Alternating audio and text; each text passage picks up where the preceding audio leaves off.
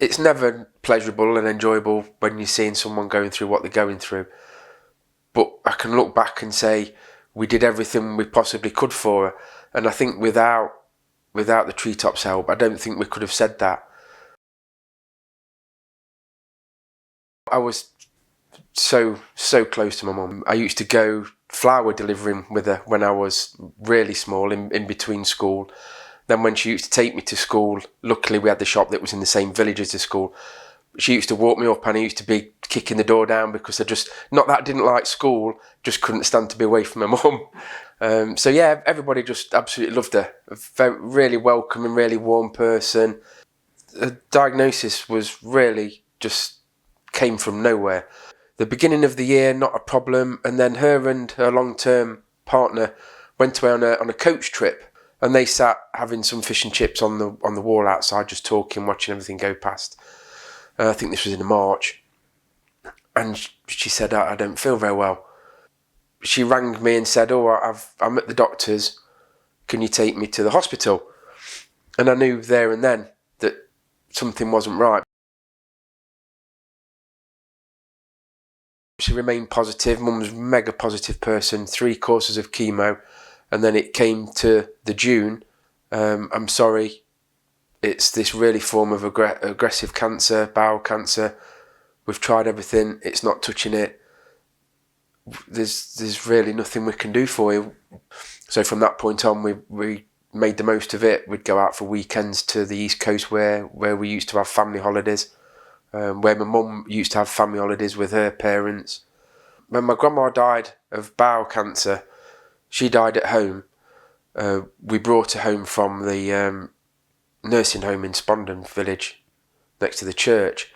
And I think it was from then on, to be fair, my mum had always said, I want to die at home as well.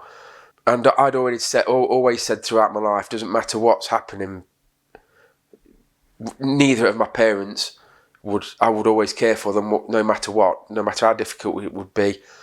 And I just said, I've always said, Mum, you're not going to die at home, you're not going to die at hospital, and you're not. We will take you back home. We are going to look after you no matter what. And then it was like from my mum's side. So we hugged that out, and then she was calm, knowing that, great, I'm going to be where I want to be when the time comes. The day they said, okay, we've got an ambulance spot, you can take your mum home now. It was great. This is what we want. This is what we've wanted weeks leading up to this. It's now we've got everything at home that we need for her. They'd brought a bed, they'd brought a commode, they'd brought this, that, and the other. We'd bought an electric recliner chair that she could sit in and look out into a garden. They brought my mum in on a chair, so they brought her through and were like, look, Mum, we've put all your plants to the side of the window so she could see where they were. Almost as soon as they'd gone out of the house, it was that was it. She was just calm and comfort, and was just like, you know what, this is it. I don't need to struggle so much now. But yeah, it just sort of takes over your entire life. You're busy for 5 or 10 minutes at a time, and then you're sort of sitting around, and then because you're sitting around not really doing anything, you're feeling guilty that you're there, but you're not really helping the person you're there to help, because they don't need help at that particular point. You're sort of standing around the bed because you can hear a movement, you can hear a sound, so then you're straight up because you've sat around doing nothing, you've not heard anything, you're straight up looking, oh, Mum, do you want anything, do you need anything? And so it then it's in your mind that, oh, this is a bit boring, and then you shouldn't be bored because you're doing it, so you've always got that sort of in and out at both sides of your shoulders.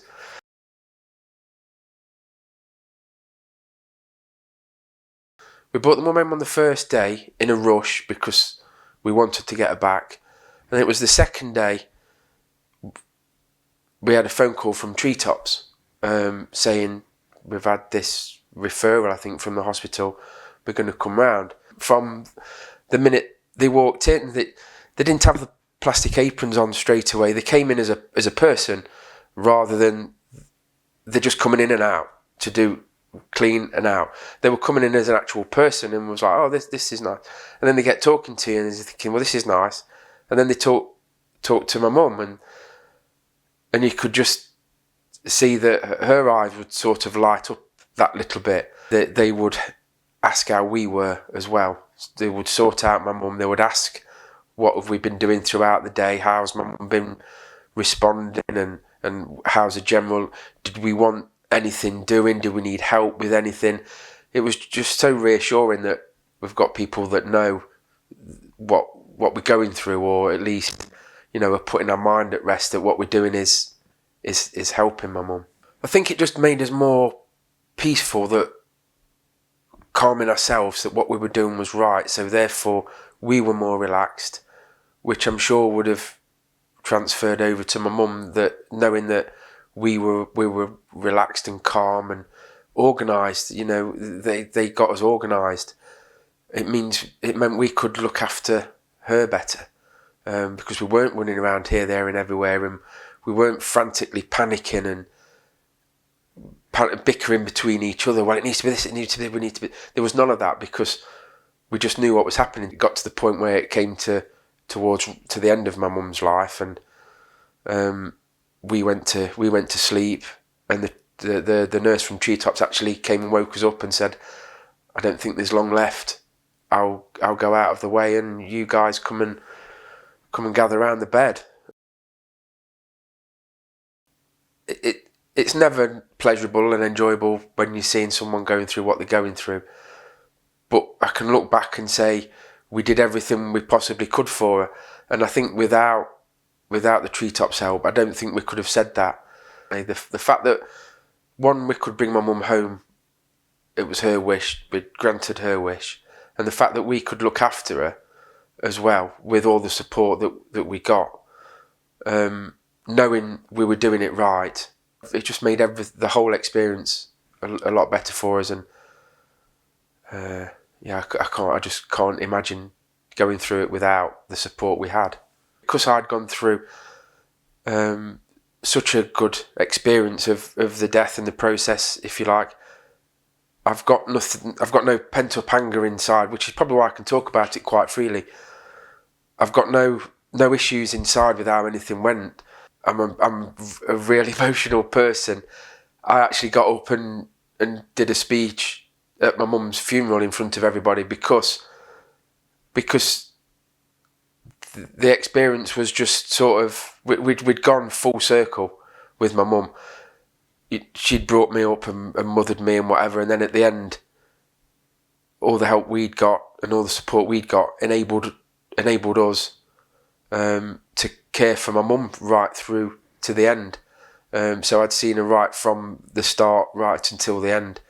It was just really calm for myself, which is a shame for other people that don't get that, to be fair. I've spoken to quite a few other people, and they've still got questions, they've still got problems with what happened. Well, I haven't, because we'd had the 9 months leading up to my mum.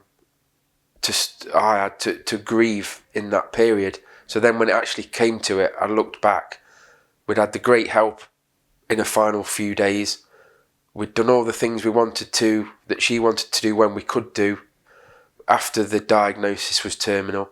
So it couldn't have really gone any better for a death, which, as good as they can do. I honestly can't say it could have gone any better.